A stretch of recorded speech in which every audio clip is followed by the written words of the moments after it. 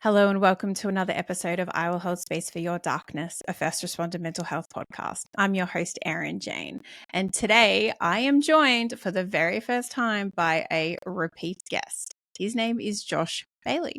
G'day, Josh. Hello, thanks for having me for the second time. Outstanding. I know, very exciting. Awesome. Yeah, thank you. It is a first. There's been some conversations with some other guests, which there will probably be some repeats coming up in the not too distant future. But you now hold that illustrious title, so Excellent. congratulations! Thank you so much. Thanks for having me. No worries, mate. So just for anyone who may have missed our previous conversation, do you want to just give like a very, very quick sort of bio of who you are and a little bit of your experience, and then we can let everyone know what we're going to have a chat about today? Thank you. Okay, so just quickly, I'm ex-Army and ex-police as well, and I left the Army back in 2021. Studied at university, just finished a Masters in Psychology, and that's pretty much it. I've got Tracy, my wife, got a couple of nieces and nephews, got a dog, and I live in Queensland in Australia on a very nice part of the world, and I like long walks on the beach. So there you go. I don't know. Are we doing a podcast or a dating profile now? I'm not quite sure. Farmer Wants a Wife is on in Australia. Oh, fancy. All right. And I want to look up in real time and this is terrible on my behalf, so I apologize, to have searched up. Do you remember the number of your podcast? Oh, no. It's probably, 5? I just found it, 26. 26. All right, so episode 26. If you haven't listened, go back and listen. And Josh and I had a big chat about his life, his experience in the Australian Army, his experience as an air marshal, as a federal police officer, and then his studies and all that kind of thing. So I think we were figuring out it was about, 12 months ago? Yeah, was. For 9th of the 5th. So, legitimately, we're talking 12, it's 12 months later. To the day in Australia. Wow. I know. That's there you awesome. Go. That's but so I guess it's actually a great introduction to explain, I guess, to come full circle, why we are jumping on here again today. And it's because, since that time, and I think I've spoken about it on previous episodes, I often end up experiencing and creating these beautiful friendships with people that I have on the podcast, and I would claim Josh in that pile. And we obviously, both being Australian, we sort of share a similar sense of humor, and so we share Australian stuff with each other. I think we send each other funny messages and reels and all that kind of stuff. We might talk a little bit of Aussie politics, we just had an election, all of that kind of fun stuff. But additionally, we talk about, things going on in the military and first responder communities and all that kind of thing. And so the concept for us to jump on and have this conversation together came from the fact that on April 25th is Anzac Day in Australia. And that is one of the days that we commemorate our soldiers in Australia. And we were having a conversation. It's a very, I would say it's a very revered holiday absolutely. in Australia. It's one of the main events on the Australian calendar for the Australian community, really. So for us, we would have Australia Day, which is January, and then we have Easter, and then we'd have Anzac Day, 25th of April, every year.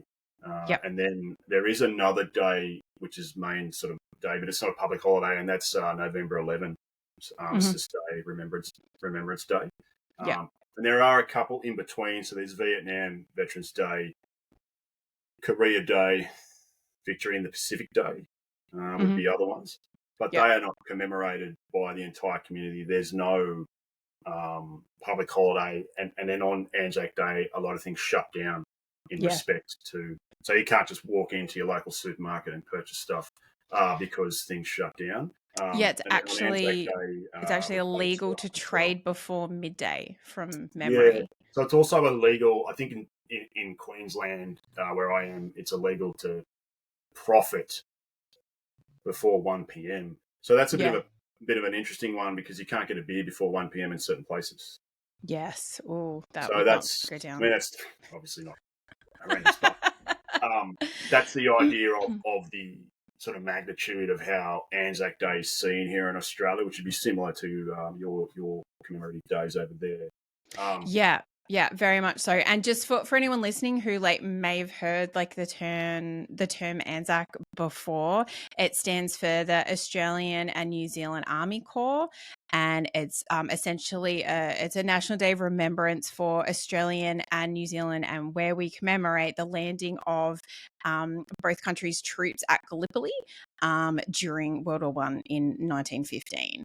And I think I can't speak on behalf of the New Zealand population, but I do know very much on behalf of the Australian population. It's very much a day that is held with great reverence, and like we as a nation like reflect on the sacrifices made by the people that have served our country. And I think you might be able to speak to it more, but we're not a country that's very rah-rah about our service. I think we are a little more demure, a little more subtle.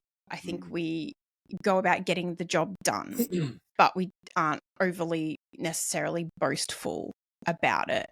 And so I think part of that Anzac spirit is us being really proud, but in a very almost like reserved way. What would so you think the about key that? word there is it's commemoration, not a celebration. So that's where some people get Yes. unstuck. Great. So Very, very good distinction. And thank you for there's clarifying that. there's a couple of other words that when they, for example, the bugle is sounded, it's not played, and the ode of Okay. remembrance is recited, it's not spoken or said.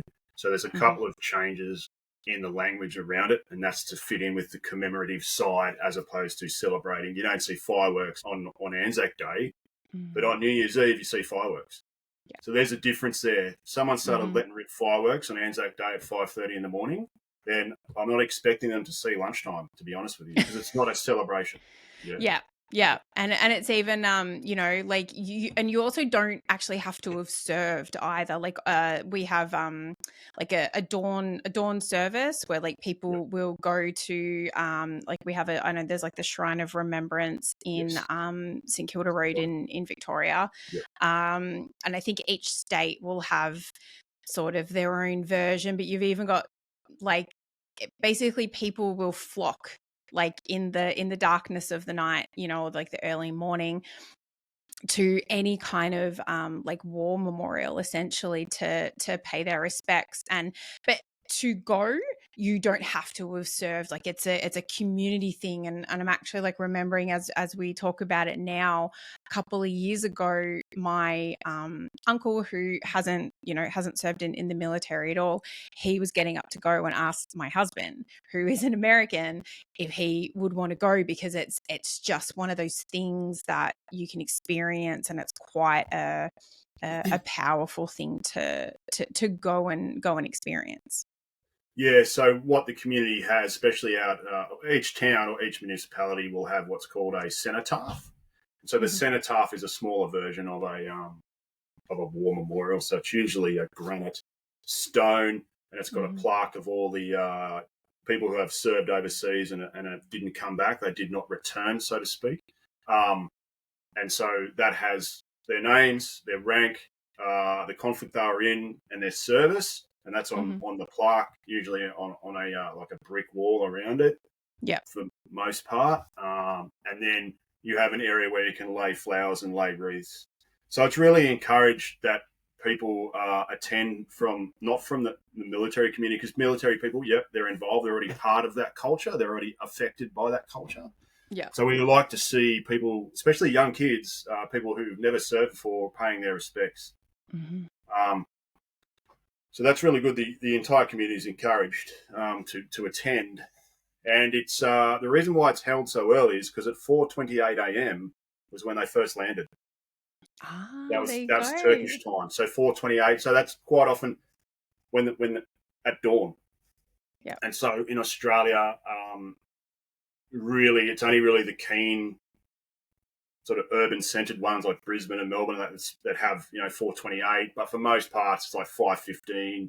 I've attended one. It was so cold that they wanted people to warm up, so they started at 6:30 because it's freezing. This is one thing we don't talk about in Australia. Yeah, it does get down past -degrees. But that's why it's 4:28 because that's when we landed the first troops. So the first troops at Gallipoli was from the 9th Royal Queensland Regiment. He was a lieutenant. Wow. Non-Acua. Yeah. Yeah. And he stepped off, and then the rest is history. First Australian anyway. I'm not sure about New Zealand. They did have Indians fighting. There's about 8,000 Indian troops.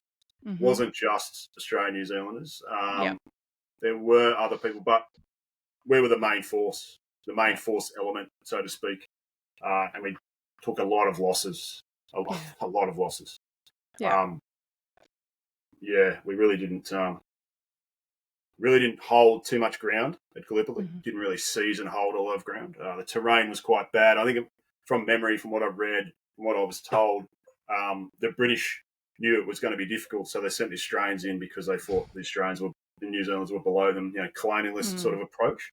Yeah. So the British, I think they were the ones who provided fire, naval gunfire, from a couple of nautical miles away, nice and cosy for the Brits. While the Australians and New Zealand did the hard yards. Yeah. And so this year is 110 years because it was 1915 when they landed. Oh, yeah. 4:28 a.m. Yeah. Wow. So hence why it's at dawn. Yep. There you go. You just taught me something brand new I never knew. So thank you for that. And I guess sort of one of the reasons that Josh and I sort of were talking about it, and also, we've like in end of April, you've got Anzac Day, and then obviously me living in the States, towards the end of May, I think it's like the last Monday in May is Memorial Day. So it's not always on the same date, but it's on the same day, which is the Day of Remembrance in the United States, which is observed to honor and remember the men and women who have died in military service. And so it came about after. So I did a little bit of research before we jumped on here today, and it came about after the end of the Civil War here in the United States, and it was initially known as Decoration Day, and it was when people would decorate the graves of the fallen soldiers from the Civil War, and then it progressed to recognize like all soldiers and all people who have died in any kind of like military service. So again, there are those parallels between Australia and America that even though both countries have the kind of, they differentiate, like you were saying, Vietnam Veterans Day, Korean, all that kind of thing. And America has the same thing too. They're the kind of like the two big commemorative military-based holidays. So obviously for America, it's Memorial Day and Veterans Day. And then for Australia, it's Anzac Day and Remembrance Day. Yes. So Remembrance Day and Veterans Day are both on the same day, November the 11th, but they signify different things for each country. So Veterans Day in America is when that's the day that they take to honor and basically thank anyone that has served in the US military in war or peacetime. And it originated as a part of the Armistice Day in 1919, which is the same reason that we commemorate it in Australia. And for us, it's Australia and England and all of like the Commonwealth countries, from my understanding. And it was changed in America in 1954 to honor all veterans from all wars, not just after the First World War. So similar to Anzac Day for a number of years there. Only Anzacs could go. And, there you go. Yeah. Yeah. So it graduated from there. But the point of, you know, my little mini history lesson there is because Josh and I were having a chat, and he was saying around the time of Anzac Day that he was having conversations with other veterans, and I think these really big commemorative holidays can bring up a lot of mixed emotions for people who have served.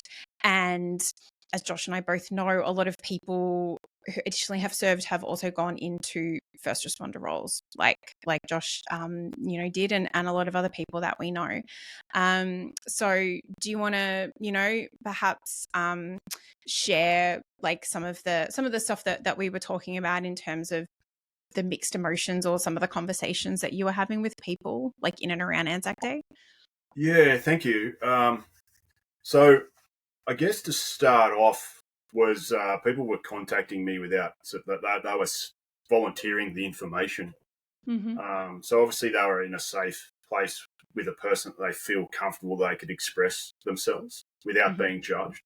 Yep. So I think that's the first component of seeking someone out to, you know, feel heard really and validated. Mm-hmm. Is to seek a safe space, safe person to discuss emotions or really significant issues such as war, going to war. So that was good. And I had several people that both been to Afghanistan and Iraq respectively. So Australia did have quite involvement in Iraq and Afghanistan. We had involvement in a place called East Timor, which is a bit of land just above Australia, the top there. Another place like the Solomon Islands, like myself, Somalia back in the early 90s, which you guys would be familiar with, Somalia, Rwanda. So we have had quite about 30 years of constant flow of veterans deploying in quite dangerous areas. And these guys, I'd served in, one of these guys I'd known since 1998, and I did Commando Regiment selection with this guy, and he rung me and he said, his exact words were, look, I don't know how much time I have left. It's coming up to Anzac Day. And he told me the reasons why. Essentially, it dawned on me after my conversation with another guy who went to another theatre of war that, you know, he was experiencing a bit of sorrow and bereavement and grief. Grief. Yep. There's a strict word for grief, but let's just call it sort of you know, a bit of sadness, bit of disconnection. You know, feeling sort of low. Sorrow around whether or not there's resentment or regret about your service or the future, and wondering just how long they had left to live and what it was all for, and doubting themselves. A bit of their personal identity was wrapped up into going to war and coming back. A lot of these guys that I was talking to weren't feeling sorry for themselves, but they are having negative experiences about their identity, which and it had come up deeply around this time of year because Anzac Day was a commemorative. It was that one day that they get to deeply reflect, because things aren't open. You know, you're expected to go out and be with like-minded people. The whole day is about commemorating your service if you've served. And so a lot of people don't like thinking about something for 5 seconds. If they've got to think about something from 3:30 in the morning when they get up until they go to bed and they can't sleep until that's 15 hours of just, or how many hours of just constantly thinking, ruminating over their service. And if they've lost mates, then there's going to be grief. If they think that they could have done a better job, then there's going to be grief. If they compare their services, a big one we have in Australia, compare your service to someone else. And here's one for me. I was in what's called the Tactical Assault Group, which is the SF tag guy. So it's like the Delta Force, I don't know, CT dudes. But I was in that, but I was a guy who fixed boats and fixed weapons. So I was a maintenance guy. At that stage, I'd moved to being a tradesman. Now, I don't count myself as being part of that unit because I wasn't the heavy hitter. So there's an example of where you compare yourself to someone else. But I feel that's, for me, I feel that's okay because I wasn't the one kicking down the doors, throwing in the grenades, killing the enemy. I was the guy who's what they call enabling, just fixing stuff. Yep. So even for me, as a psychologist in his final year of training, even I have comparison issues. But the difference being is the comparison issues need to be a safe level. I'm not impacted. I'm not impaired. It doesn't affect me doing my everyday things. It's just something out of the back of my head that keeps me sort of at the coalface of where I was in my service during that period of time. Yeah. When the grief or resentment or bitterness or sorrow becomes so great that the severity is so severe and it goes for so long, it will impact your areas of functioning, your work, socially, inability to integrate with relationships, inability to look after yourself, cook for yourself, plan for yourself. That's when it becomes what's called clinical, and you need to seek help for it. But if you're not in contact, or if you isolate yourself, then people will never know. So it's important that we commemorate Anzac Day or the other days we discussed, but it's also important that we consistency along the contact we have with our friends. So consistency is the key. One of the keys to establishing that a person may not be well, or they've been feeling this way for so long and it's really starting to affect them. Yeah, no, that makes sense. And I think as well, it's also not just a day, like the lead up, everyone, like correct. It's on the news, it's all over social media. Like if these big commemorative days bring up, like for some people, it's a chance to catch up with people that they served with who they might not see. They might only see them on like this 1 or 2 day a year, and so it can bring about that sense of camaraderie. But like we're saying, if there's people who maybe feel grief over their service, maybe they lost people that they served with either during combat or perhaps to suicide since they've come back, whether they had these really strong bonds and then though they have kind of like flitted away over the years and people have just kind of moved on, whether their service wasn't like you were saying, like maybe not what they anticipated it was going to be. They thought it was going to be one thing and it ended up being another. And sometimes that can be a good thing and sometimes it can be a bad thing and really challenging for them to reconcile. And like we're saying, there's a lot of grief surrounding all of that. So additionally, like if this is a day, either Anzac Day, Memorial Day, or Veterans Day and Remembrance Day, like if they're days that bring up all these negative connotations and negative associations, like you are just kind of infiltrated then. So it's not even just this one day; it's like the whole period around it too. Yeah. So the lead up is important because you want to know who you're going to hang out with, where you're going to be. So if you're a person who goes to, say in Australia, a lot of my mates go to what they call the Rock, which is in CBD of Sydney. It's the Commando Memorial there. It's like a seat. You turn up. It's like a granite seat, I think, and there's a catafalque party around it. So dudes turn up there and then they go. So everyone knows they're going. Okay. But if you're one of these guys like me who has moved around the country and got mates all round, then you would.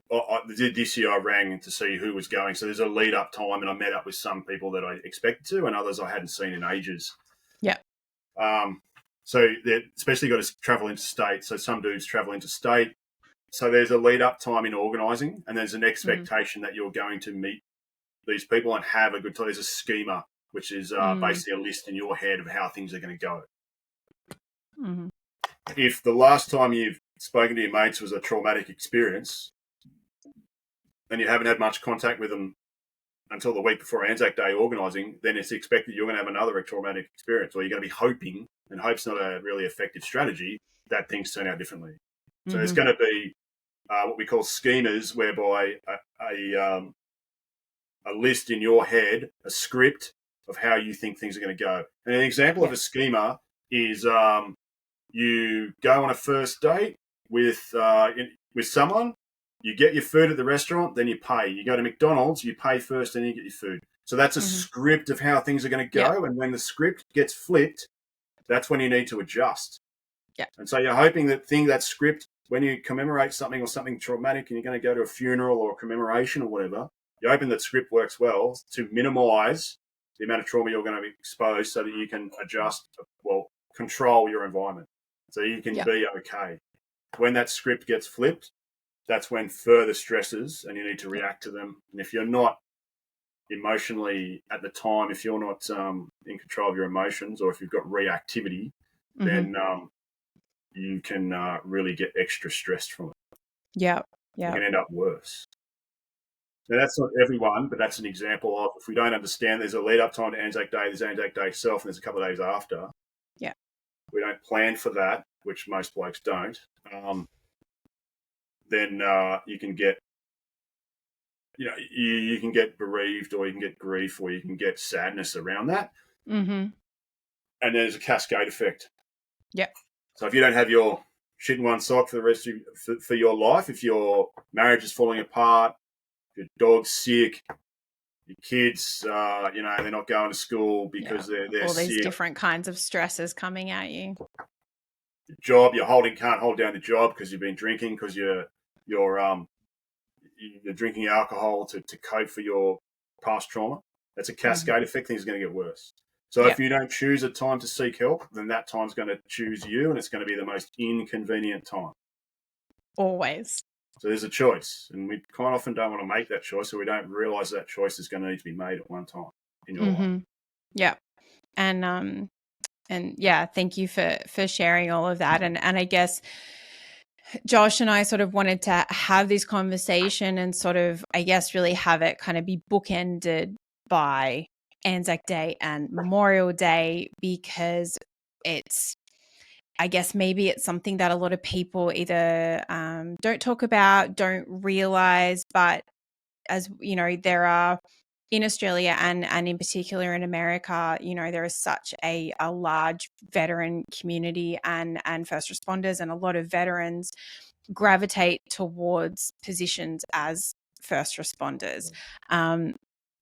And so I guess it's just kind of something that we wanted to talk about and address, because culturally we aren't always people who want to have these mental health conversations, notoriously so. And we want to kind of, stick our heads in the sands like an ostrich and kind of just ignore it. And no good comes from that. And so that's why we just kind of wanted to, there's no massive purpose, rhyme or reason, Josh and I were just like, fuck it, let's just jump on and have a bit of a chat about it, because essentially this is kind of the conversation we were having over Instagram anyway. So that's like the rhyme and reason behind it. Sorry, it's important to raise awareness for this topic, because we all know it's there, we're all experienced individually, but if we raise awareness of it as a community, that emotions and thoughts aren't bad. They're not good, they're not bad. It's how we choose to respond to them. So anxiety is it's a survival part of our life. We need anxiety to prepare. Anger is also an emotion that is part of our normal emotions, but it's what you do with that anger, how long and how severe it is. So anxiety, not good, not bad, but it's how we respond to it. And if we sort of give it, well, how am I feeling out of 10, 1 to 10?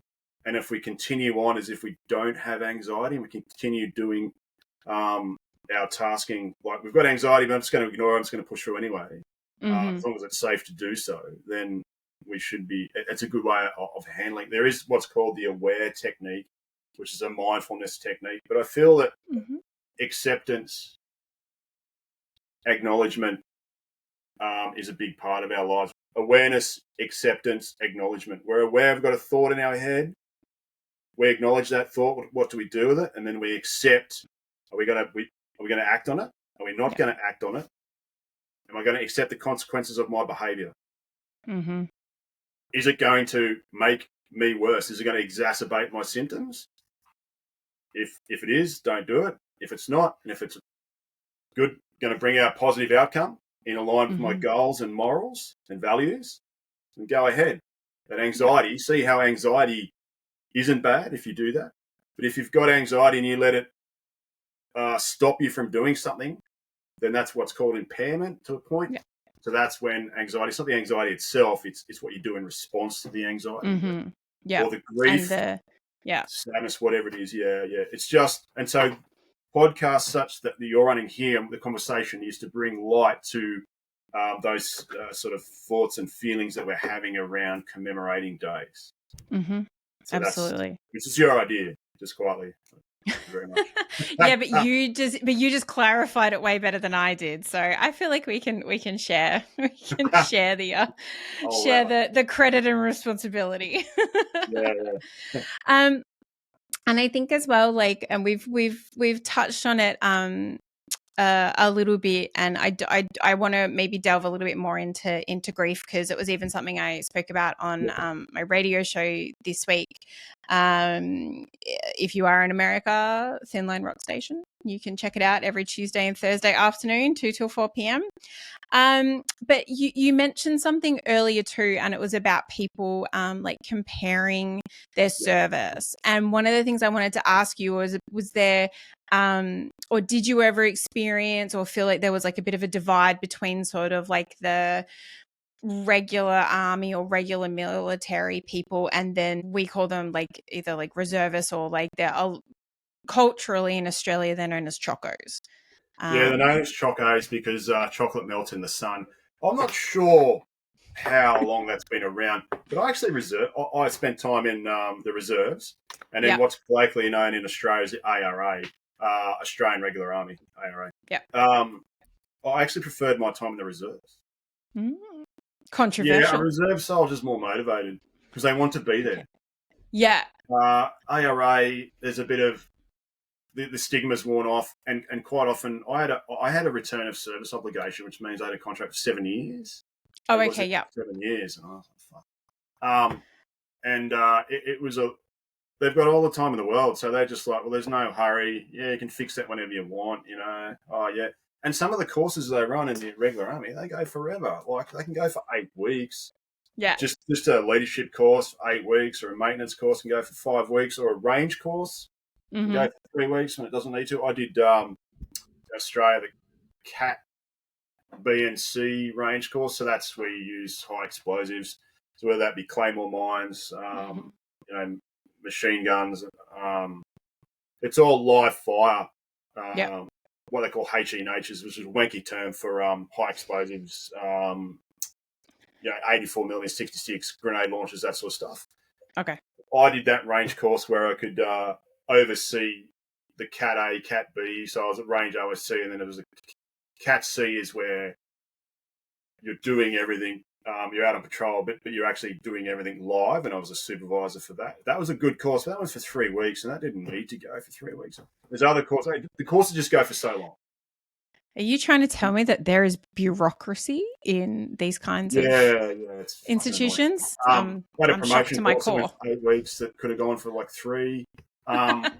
Everything's just longer in the ARA, and some of the exercises they don't need to happen. So we've got a exercise called Talisman Sabre, which are colloquially called Taliban Slayer, and there's another one called Exercise Hamel. Look, Chief of the Army, if you're listening, they don't need to happen.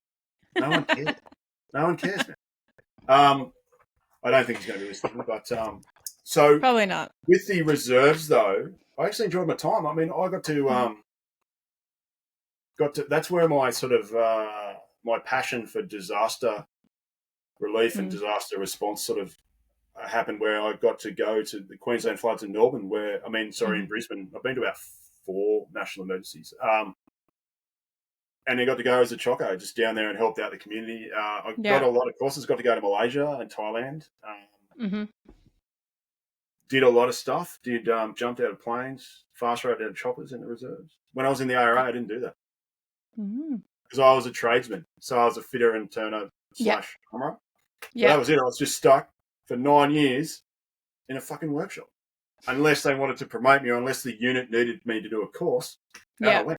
It was very... the saying I had in my head was, you're not here to enjoy yourself. Now, here's the point, though, is experiences may vary. So simply because I didn't have the time I thought would have, this is back to that schema thing, doesn't mean that's going to affect everyone. Yeah. But when the comparison is, okay, so I don't have to. I need to accept that that's what's occurred. I don't have to agree with it, but I need to accept. So back to that awareness and acceptance part.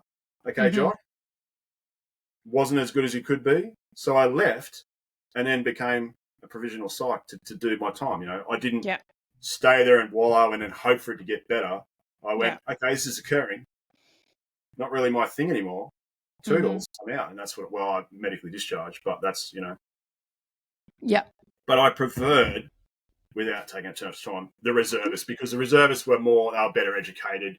When I was in one commando, which is the reserve commando dudes, you would be in a boat with a guy who was a physio, a lawyer, a carpenter. One bloke was an optometrist. Some guy Yeah. was like selling carbon credits. Some back in the late 90s, year 2000, I was like, fucking whatever, mate. Whereas in the ARA, you just like, yeah, man, didn't do well at school, got into drugs, cleaned myself up, wasn't much going on, and now I'm in the army. Mm. Okay, mate, no worries. But this is where I will sort of stop myself there and say that doesn't mean you get to judge that person. That person's not less than the next. It's just I preferred to associate with the reservists because they were more likable for me anyway. Well, it also sounds like their life was balanced in a Yes. different way. They were actively choosing to serve in the capacity that they were, but then they still had their kind of quote unquote regular life to return to. That's exactly right, which leads into the next point. In Australia, and maybe it's like that in the US, a lot of chocos, and myself included, I was in the police and I was doing reservists at the time, and I was earning fucking bulk money because chocos is tax-free. They do two careers, so police, Yeah. fireys, ambulance, as well as the army. Mm-hmm. So there's an opportunity there. Well, I say opportunity that you bring life experience to the reserves, but you can also get twice the amount of trauma. Yeah. So in the army here, you can go away on a nationally significant emergency, which is like the disasters because they happen every third week here, or you could go on into a Pacific nation where you might do humanitarian aid or whatever, but you get exposed to that sort of traumatic experience. And then you go into GDs, 2 weeks after you get back, and then you get exposed to another, Mm-hmm. So they can get re-exposure or continued exposure regardless of the uniform they're wearing. Yeah. Yeah. Because ultimately, if someone's doing that, their values and morals, they want to contribute to society. They're able to contribute to society. They see they're principled, so they go off and do that. But the issue is that it gives them greater exposure to a traumatic setting. Yeah. They're essentially like the opportunity, well, I wouldn't call it an opportunity, but to be doubly impacted by that's correct. Perhaps vastly different notions of what trauma can be. That's correct. And just quickly on the side issue here, we do in Australia have what's called Police Remembrance Day, and that's on the 29th of September. 9th of September, yeah. Yeah. So that's kind of another opportunity to commemorate. That day. You don't wake up as early, which is always cool. And they do have their service, and what their ode to remembrance is "Hasten the Dawn." There's a similar poem that's read out, "Hasten the Dawn," for the police prayer, I think it is. Don't quote me. Yeah, you're testing me on that one. I know. I remember Police Remembrance Day, and it's also very much. I think they like I was a police officer in Victoria, so it very much highlights the officers that have been lost in like a line of duty death from generally, like your state. So we had like a couple of very notable losses in our state, which I think like every state has, but it's it'll just be you just kind of almost know them by their surnames or by the incident that happened. Like Russell Street bombing in Victoria was one, and where like I think it was Angela Taylor was killed. There's Silk and Millet, the Tynan Air, a couple of like very well-known ones that if you're in the job, like, them. Yeah, I feel that. I mean, I could quote some big ones as well out in Queensland, another one in Victoria, but kind of podcasts make notoriety by talking about or big noting certain issues, and I'm not really. We don't need to do that here, but No, I can certainly relate to the losses you're talking about. So that's why we're here to talk about commemoration and how we do that, because the losses are so great, and quite often if they're a personal loss, we there's no lead up time. The suddenness, whether it's suicidality, which is tragic, or whether it's on the job, whether it's in the army in Afghanistan or on the job here in GDs, the suddenness is just it needs adjusting to. It's so striking. And I think as well, it's also like thinking back to when we would commemorate like the police Remembrance Day and stuff. I think it also makes you realize your own sense of vulnerability, like in the job, because sometimes some of those tragedies have happened because it's been like an accident, or just a unfortunate set of circumstances. Some of those deaths were targeted attacks on police officers, and that is something that is a massive issue in the States, like huge. Like so many police officers are targeted and killed in this country. It is almost at like epidemic levels, and it's tragic, absolutely tragic. Certainly is. It would be good if now I'm not in America, I haven't been there for some time, but it would be good if a politician sort of ran on a policy that was going to clean up, at least in his local area, he or she's local area, the targeting or using police officers as targets. It'd be good if they could just clean that up. At least start small. I think there's obviously lots of different places, and I think certain states have like laws in place for like mandatory sentences for people who harm police officers and all that kind of thing, because I guess it's when it comes down to like a judicial thing, like it's that aggravated nature for like the intentionality of targeting someone like that. So it's not federal, but I think that different states or cities and all that kind of thing definitely have some of that legislation in place, and as well they should.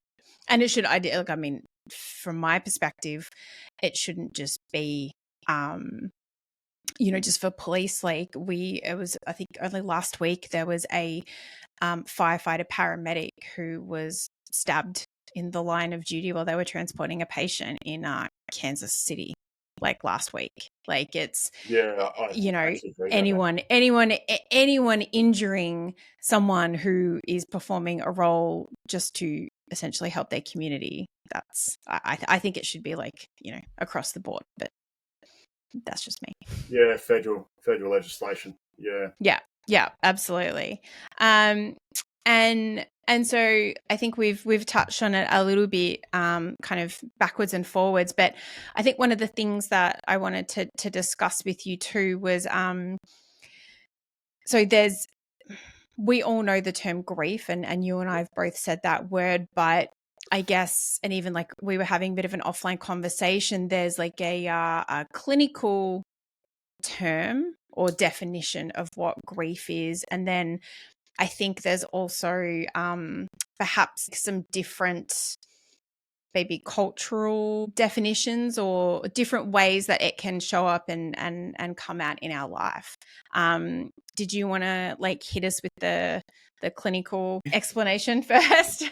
Just quickly, so the DSM-5, which is a diagnostic statistical manual of disorders, which is what GPs, psychologists and psychiatrists use to diagnose a mental health disorder. So when you paint a picture, you go and you see the psychologist, there's some boring magazines, there's weird music, you go in, you talk to him or her, and she goes, you've got this disorder. Well, what they're basing that from is a very thick blick book, like a brick basically, about 800 pages. and that has a series of disorders with criteria. So, being an ex-policeman, I can identify with it because it's similar to the proofs to an offence manual. Yeah, it's very similar. You can look at it, the and, the or, that sort of stuff. The proofs, you're like, oh, yeah, sweet. Now, there is a thing called prolonged grief disorder. Now, just quickly paint a picture. Grief relates to the sorrow and bereavement and sadness you're feeling in regards to the death of a loved one. And that experience must be impactful in your impairment, in your social, occupational, or other areas of important functioning for more than 12 months. Okay. So the severity must just be more than sadness. Has to be severe. Yeah. Has to really be to the attachment has to be back to the person that you were, that person has died. Your memories, your intrusive memories, your thoughts, you're avoiding certain areas because that person was there. Your entire life is consumed, or almost consumed, by the death of a loved one. So your identity is disturbed, and you're tied back. You can't move on.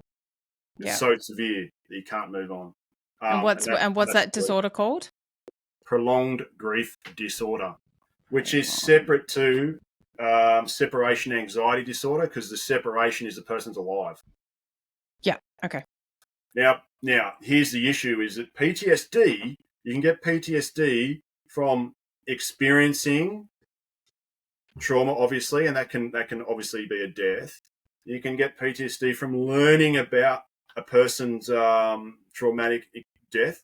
So with grief, grandma, gramps, dad, mum, brother died. Yep, okay, tragic, but not in a veteran or police officer way where it'd be tragic in a car accident or an IUD or he's shot as he going through the door.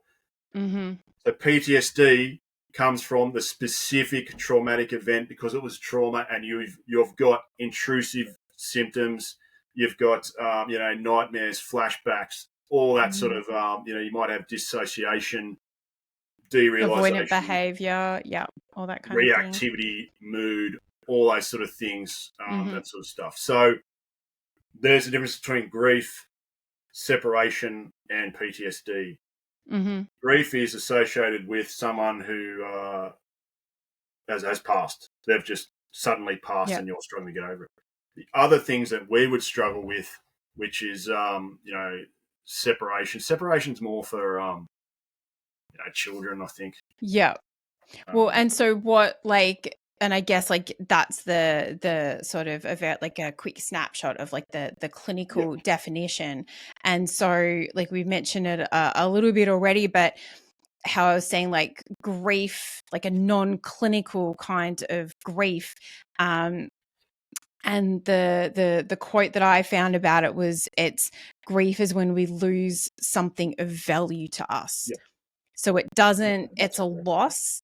And can potentially be a death, but it doesn't actually have to denote a death of a person. It's simply the loss of something that we found valuable to us. So that can be a person, it can be a pet, it can be, there was like the huge fires in California a couple of months ago. We have massive bushfires in Australia a lot, or the flooding and all that kind of thing. Like, losing your whole house, losing all that kind of stuff. There's like an object, worthy like level of grief. It can be losing your career. So say you get injured in the line of duty, your mental health starts to struggle and you can no longer perform your role. There can be an element of grief of losing things like that. You can, a breakdown of a marriage or a relationship. There is a grief associated not just with losing that person from your life, but that relationship, that connection that you had, perhaps the future that you guys had planned. There's a grief attached and associated to when and like we touched on it a little bit earlier in terms of people's service, but when we have like an anticipation or expectation of how we think things are going to go, and then they don't go like that, it can be something that we really wrestle with, and we can be resentful and frustrated and angry and upset and disappointed. But I think sometimes the underlying cause of all of that encompasses all of those emotions sometimes can actually be grief. We're experiencing all of those things, but ultimately we are grieving the loss of something, and whether it's something tangible or something that we sort of maybe expected and thought and then it didn't happen, it's still a loss that we're identifying with. Yeah, so you're quite right there, and that was well explained. So back to that schema. Remember how I was talking about scripts? When that schema gets flipped, we then have to adjust to that new life. And there is a thing in the DSM-5 called adjustment disorder.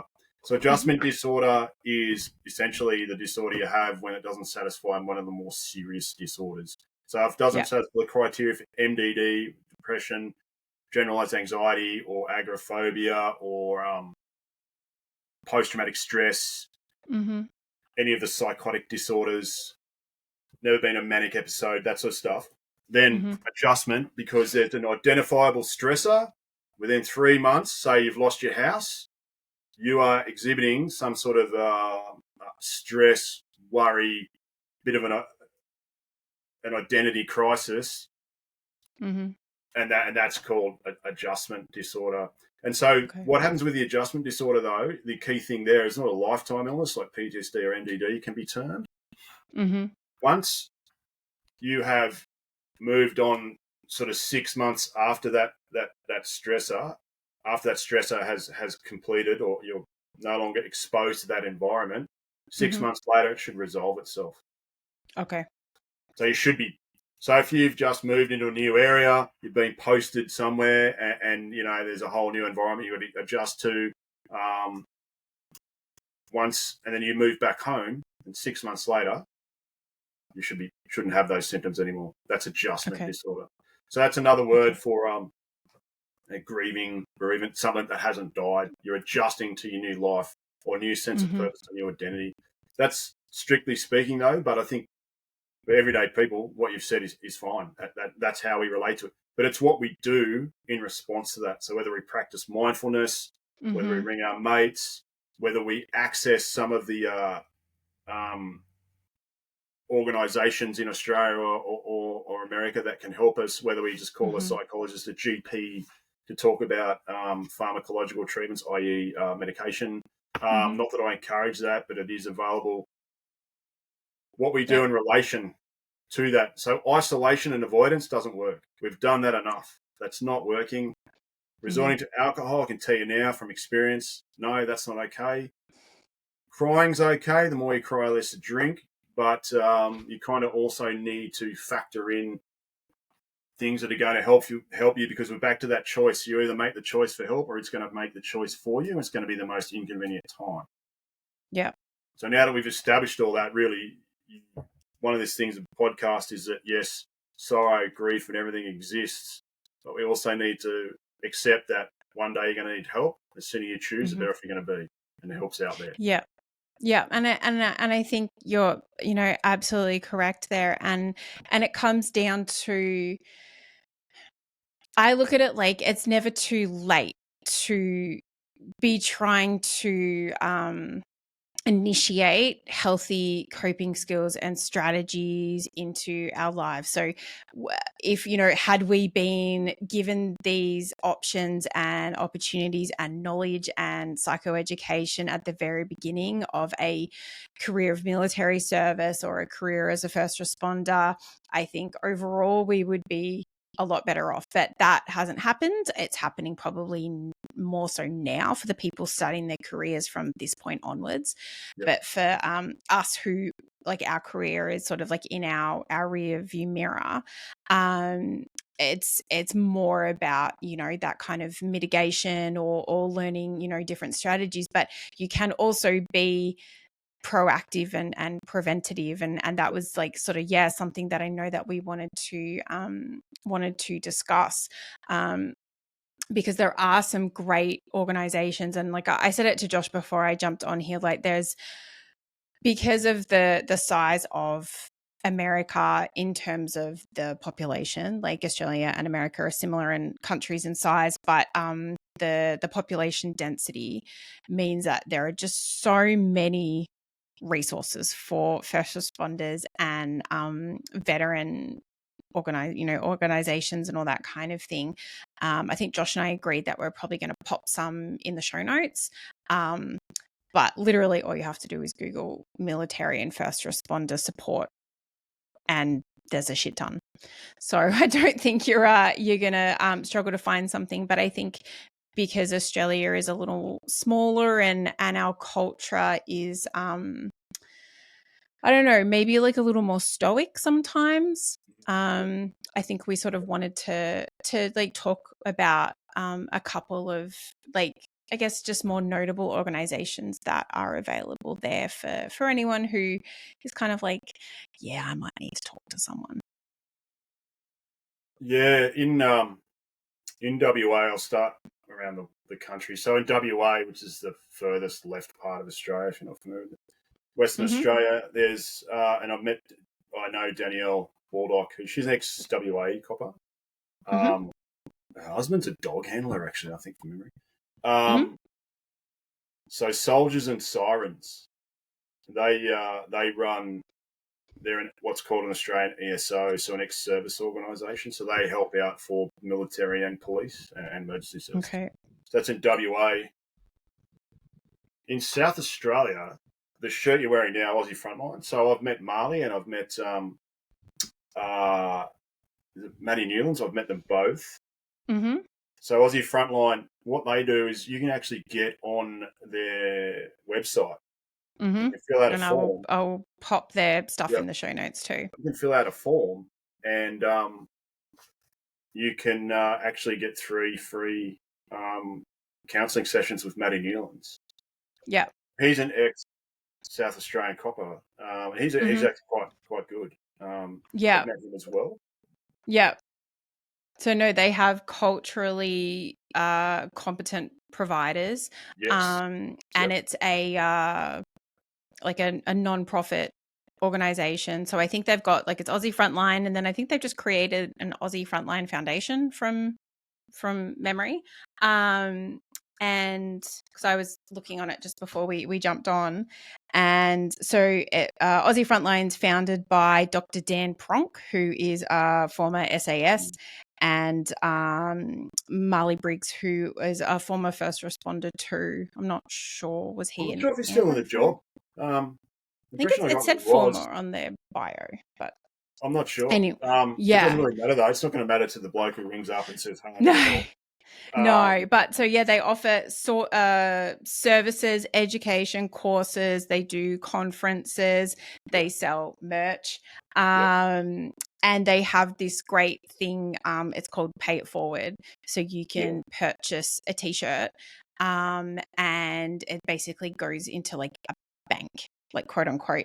And so then if a first responder member anywhere around the country is maybe injured in the line of duty, perhaps involved in like an officer involved shooting, or just something that, you know what, it would be like really freaking nice for them to know that the first responder community of Australia is there supporting them.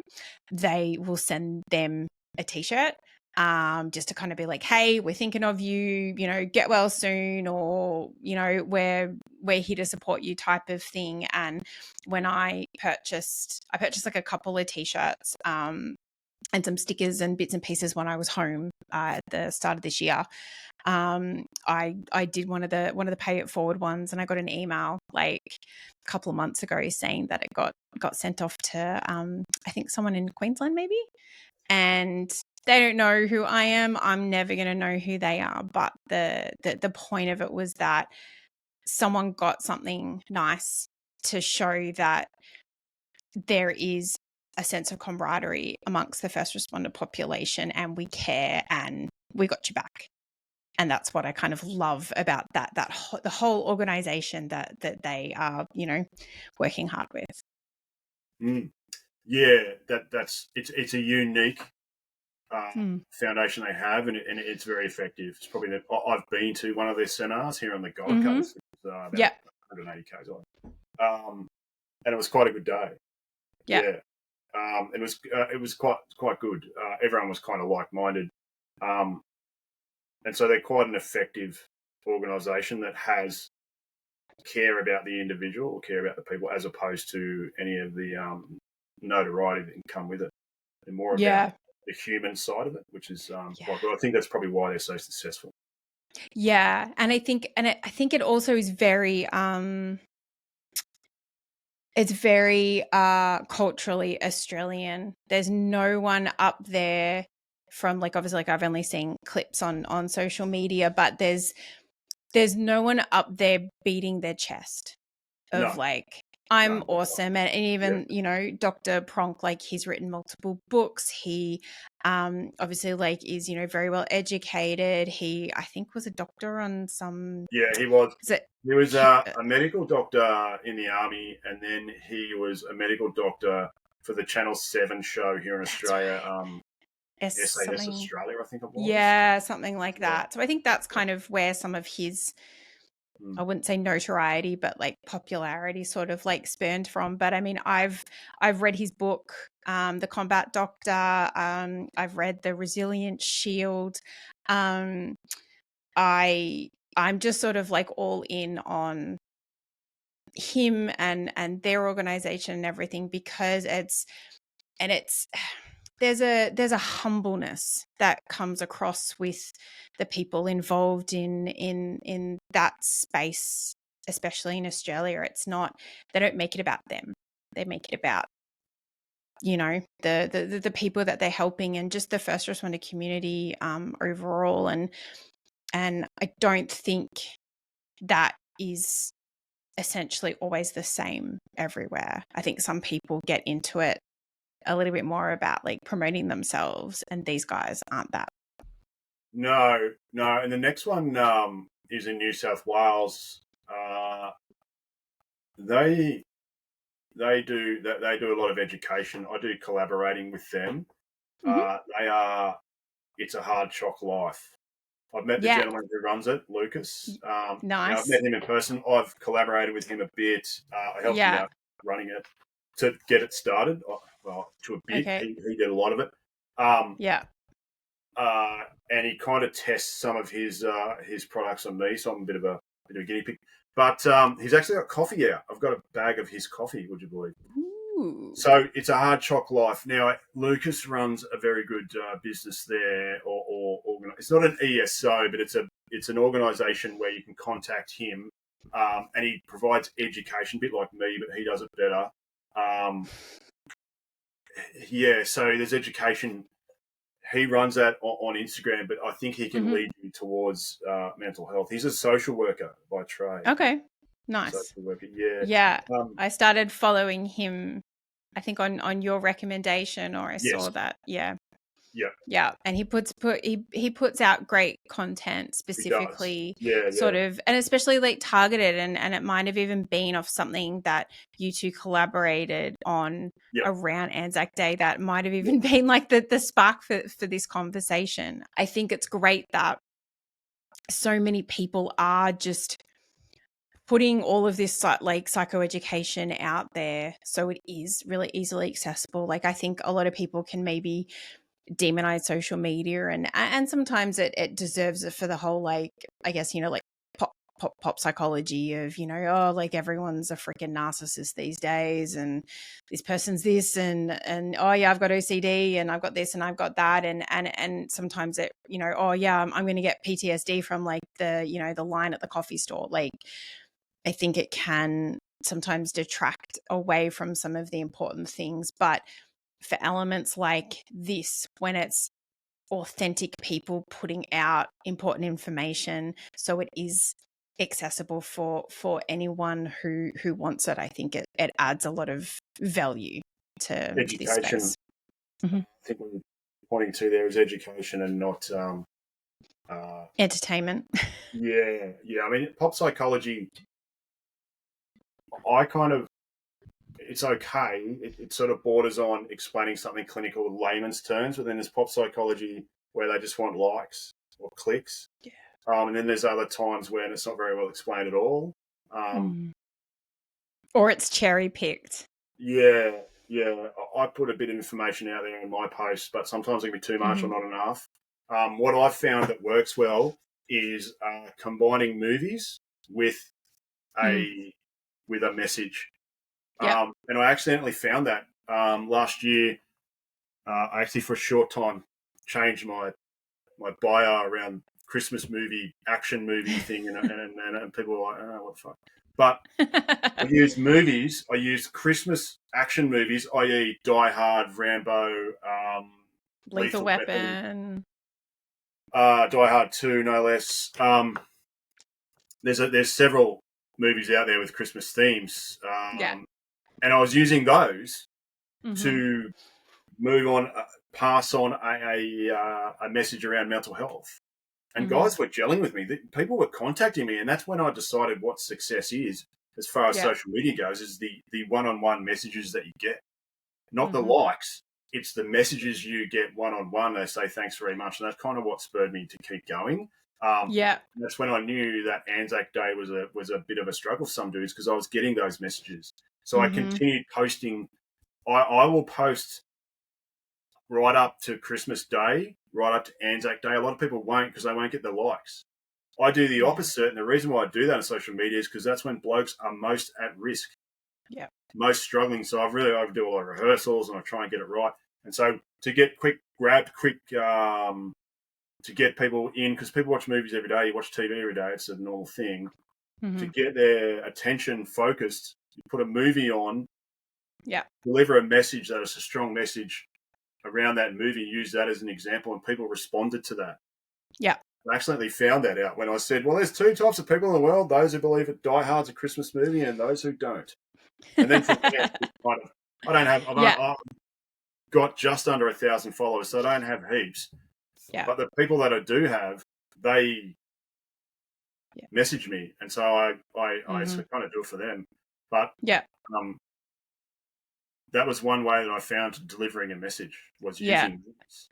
No, and you are so great at that, and the way that you use the I guess it's not even like the analogy, like it's an example, like you and you take it and you show it and then you explain it, and I think you do it in a very comprehensive way, but easily like understood. You're not sitting there reading from the DSM, but you're providing people enough like information, and I sort of like, I guess, like do something a little bit similar, that like I'll find like, like a funny little clip or like a reel or something that I have in no way generated personally.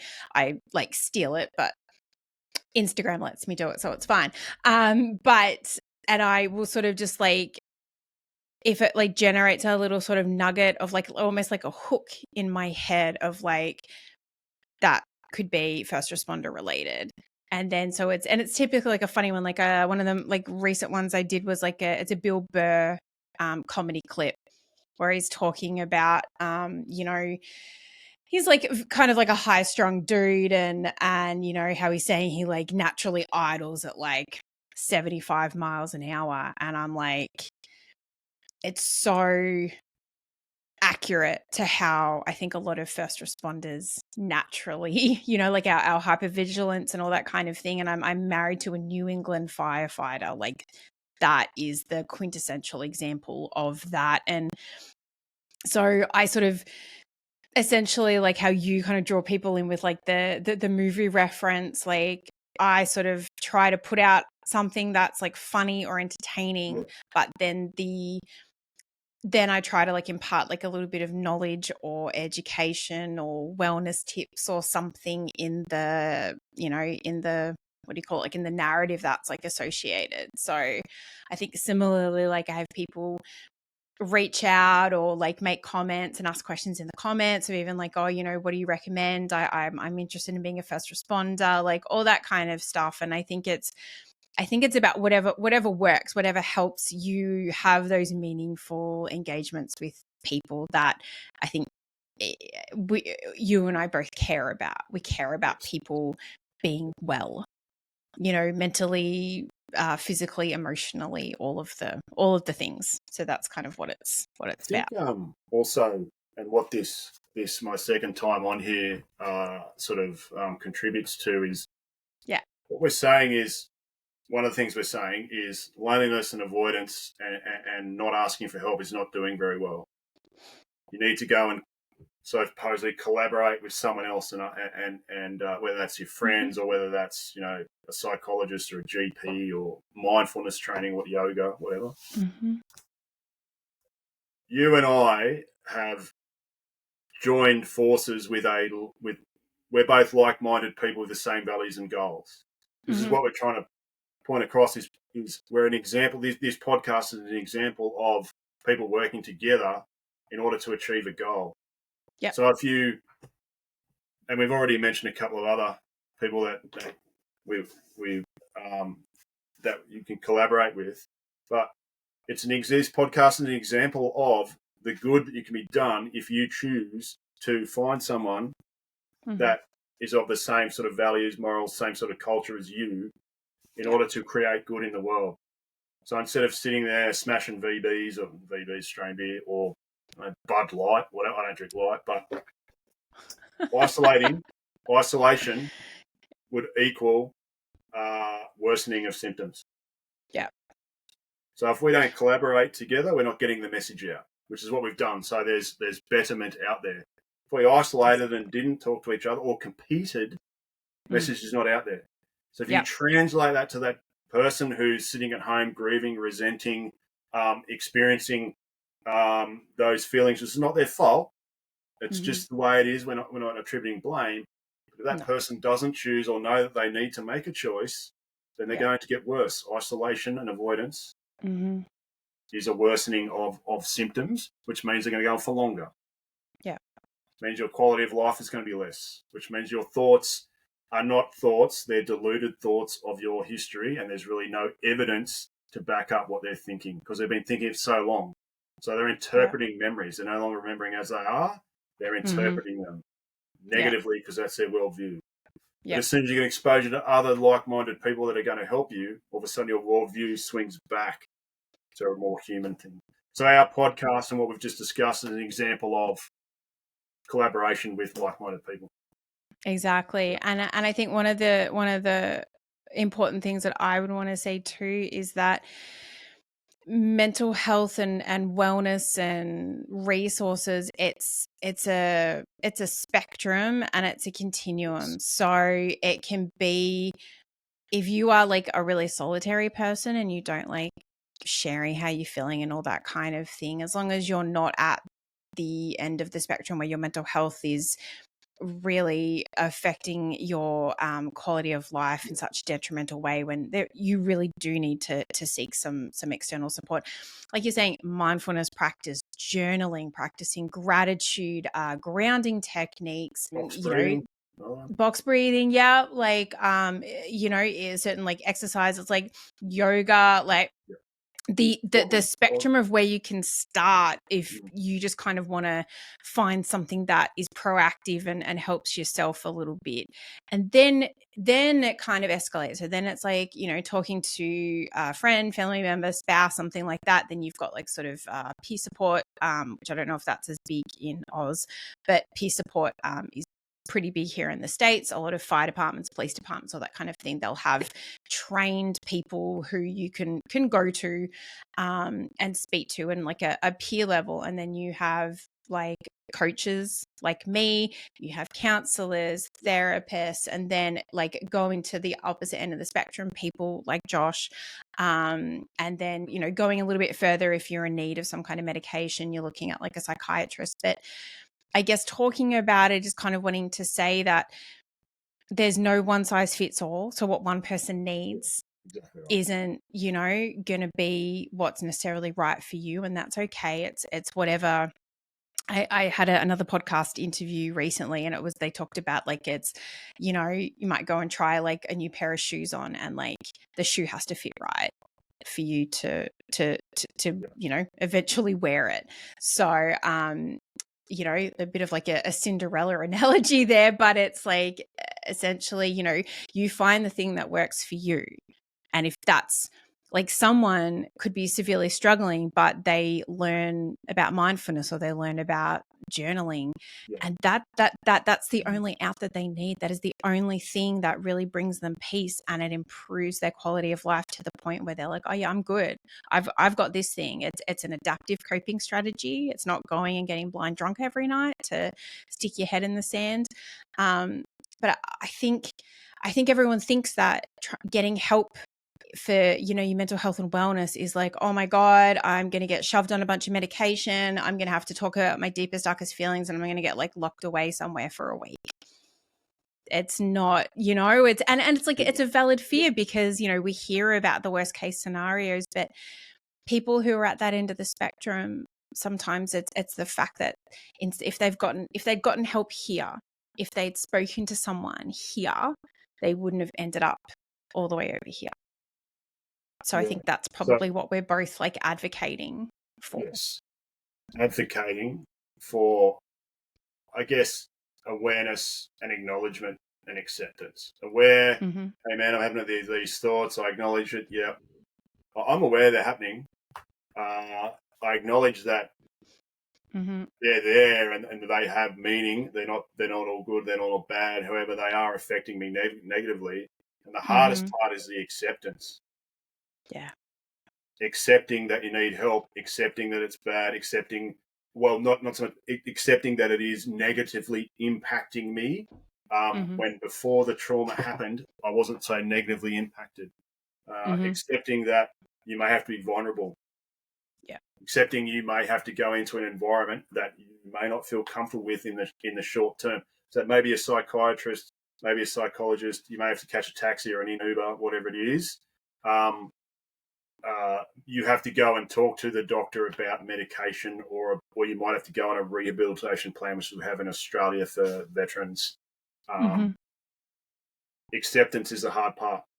Awareness, you're aware, hence why you're acting, you're acknowledging it, because you're avoiding, or you're smashing VDs, or you know, smoking dope or whatever it is. You're doing your behaviour is the acknowledgement. It's the acceptance, which means stopping that behaviour. The acceptance is the hard part for people. That's where we're at. That's where the podcast is aimed at. Is the word acceptance, which as human beings we don't concentrate enough on. And there's one thing I want to add to that too, and it kind of circles back into the grief aspect. When we've used something, so coming to the acceptance point, right? We may have lent on something that was bad for us, so some kind of maladaptive coping skill or strategy, and that may have been a part of our life for a really long time. Coming to that acceptance part, that's not serving me anymore. I need to acknowledge that, move forward, accept that I have to find something different. There can also be an element of grief attached and associated to the fact that you might miss that thing. So maybe even like, you know, I would say like drinking for a perfect example. Like if you can't drink responsibly and you have to stop, there can be an element of grief attached to that, because it's like, well, okay, like I'm accepting that that's not for me anymore. But I'm going to grieve the fact that, you know, it was something I actually really enjoyed. Like you know, my favorite bottle of red, I'm not in a place where I can have that anymore.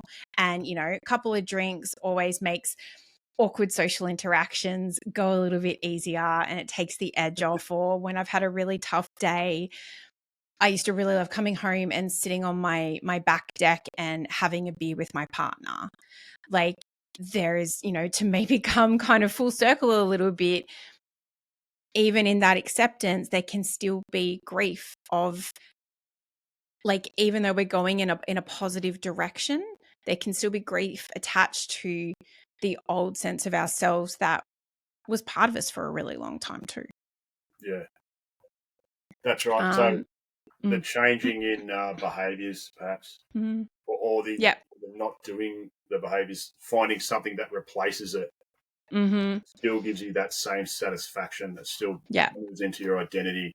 That you need. I mean, to this day, I still miss having a dart every now and then. I wouldn't. Oh, I knew it. I know. I was a dirty, dirty smoker. And I think one of the other organizations we wanted to chat about before we wrap it up soon is the Phoenix Foundation, or Phoenix Australia. They are a trauma, or essentially like a post-trauma mental health organization. They've been around for 25 years. I think they are based in Victoria, but I don't know if they have services all over Australia or not. But the reason I wanted to mention them specifically is that they have a section called Responder Assist. So they actually have clinicians, be it psychologists, psychiatrists, or that kind of thing, that they have a program that is specifically for people working on the front lines, emergency services, first responders, and even like a military section too. So these people are trained to understand the culture of military first responders and how that can relate to their trauma exposure. And I think, trauma is trauma, and it is in the eye of the traumatized, but the kind of trauma that we are exposed to, the cumulative nature of it, I think sometimes there's, I would say it's like a difference, but I think perhaps, and you would probably be able to speak on it better, there may just be like a different way in which they treat people who've had this cumulative, 10, 15, 20, 30-year careers that are just splattered with trauma, as opposed to one traumatic incident that someone's experienced. That's right. So I think you touched on it before, was cultural competence. So there's something that you and I would bring, and other people with background, is we've lived what they're talking about. So for me, I've lived the army and the police, and you've lived the police as a detective. So you would have been exposed, you yourself would have been exposed to it as it's happening in the ground, and then you would have investigated after it's finished and dealt with the human side. So what we bring is a certain element of understanding already, as opposed to sitting there talking to a psychologist and they go, oh, what? I was at uni, and this lady was like, I'm 20 years psychologist, and she didn't understand, never even heard of the acronym DVA. She said, what's DVA? I said, Department of Veteran Affairs. And she goes, 20 years in Melbourne, lefty capital of Australia. Didn't even know what DVA was. So there's an example of, okay, to ask for help, you've got to find your people. Yes. Which is what this podcast really demonstrates, is we found our people, and now we're moving, bettering the world. Yeah. What you've got to do as anyone listening, okay, I need to find the person who's right for me. And that's where psychology can be a letdown, is quite often the person isn't right fit for them. So if your psychologist isn't for you, then you can either put up with it or try and find another psychologist that's a good fit for you. And what sounds like the Phoenix Foundation is, they do have lived experience, which would make themselves be the right fit for the people that they're seeing. But I don't know if they do telehealth. I imagine they would, but yeah. Yeah, I'm not. I know someone who works there, so I could definitely double check. But I've been on their website, and they have a lot of free, like psychoeducation. There's like resources for spouses. There's resources for people who might be struggling. There's courses available for, say, someone who is maybe a leader, like working in some kind of organization where maybe people might be like exposed to things, not necessarily in a first responder, but maybe like a first responder adjacent type of role. They've even got like courses for helping people, like handle those situations a little bit better, or be cognizant of it, be aware of it, all that kind of thing. So, I again, like I said, we're going to put everything sort of we've discussed today. I'm going to pop it in the show notes, and I'll probably pop some on social media too, just because I think it's really And like Josh was just saying, it's really important to speak to the right person who's going to get you, because if you reach that point where you are of desperation, and it takes a lot, like it can take a lot for people to pick up the phone and say, I need help. If they get to that point and then they reach out for that help and it's not the right fit, it can push that person away from seeking help for easily a decade. And then where are they going to be found? So, you know, I would like to say, like, Cinderella that shit and find the right shoe that fits you. But it might be too girly for you, Josh. I like it. Yeah, it's one of my shit, otherwise you won't grow as a person. Exactly. So I think I want to end it with, so the whole point is that we are, you know, bookending our conversation between, you know, the Australian commemorative day of Anzac Day, and then Memorial Day is coming up in America. So what do you think are some tips that can help people in the lead up? Like we've spoken about, there can be a bit of a lead up to these days. It's highly publicized. What are some kind of tips do you think that can help people cope in the lead up? What do you think could help people on the day? And then what do you think can help people cope in the aftermath? And that's 3 questions without notice. Go. Thanks for having me. You're like, no, really. My computer stopped working. So I think if you're aware, you've got that script in your head. So you're aware that you're going to go to you're only going to go to a place where you want to commemorate that you're comfortable with. Yeah. So the lead up, you're going to go either with your family or with your mates. So there's planning, yep. and then understanding going to be in an environment that makes you uncomfortable, and have a threshold. I'm going to leave if, or I'm only going to be here for so long, then I'm going home. But also it should be an acknowledgement that I need to talk to my mates more, because a lot of people talk to their mates around those days more than what they normally would say in June or July or August. So have that quality communication, have a plan, have a threshold, a cutoff on the day of how long I'm going to be there for, how much I'm going to drink, who I'm going to be with, am I going to go there, am I going to talk to that person? And then afterwards is where you sit with your thoughts, accept those thoughts and acknowledge those thoughts. Try and find evidence for those thoughts. Is there evidence for that? Should I be sad? Should I be happy? Anxiety is not good. It's not bad. It's what you do with it. And then also check in with your mates is another one. Or even if you want, if you've already got a plan in place, a circle, you're already seeing a psychologist, or if you're already seeing your GP, or if you've seen a physio, you like to get on the tub and get a massage, then book that in for those days after. Yeah. Make that plan around an 8 or 10 day period instead of just one day. Extend your planning around your commemorations that one day. We have a few beers, capture mates. That's in person. Plan that around that one day. Break it down into 3, as you said: the before, the during, the after. Yeah. So the after is where you may talk to your mates as well, and you may ask yourself, is there any evidence? Does it make me feel worse? Okay, I need to stop, move on to something, remove myself from the environment, or go and do something else. Go and that's where you need to. That's acceptance is another thing we need to do, and accept. You might need to see a psych or a doctor or a physio, or go and do some yoga, MMA, whatever it is. That's the aftermath. Beforehand, nothing's happened beforehand. You're just planning. You're safe. Yeah. Nothing's happened yet. You're just anticipating it's happening. But you know that there's absolute evidence you're going to go on the 25th of April. That's when I'm going to commemorate. So up until beforehand, nothing's happened. You're just planning. Yeah. Understand you're in that planning stage. Plan it. Prior planning and preparation prevents piss poor performance. Ooh. So everyone knows that.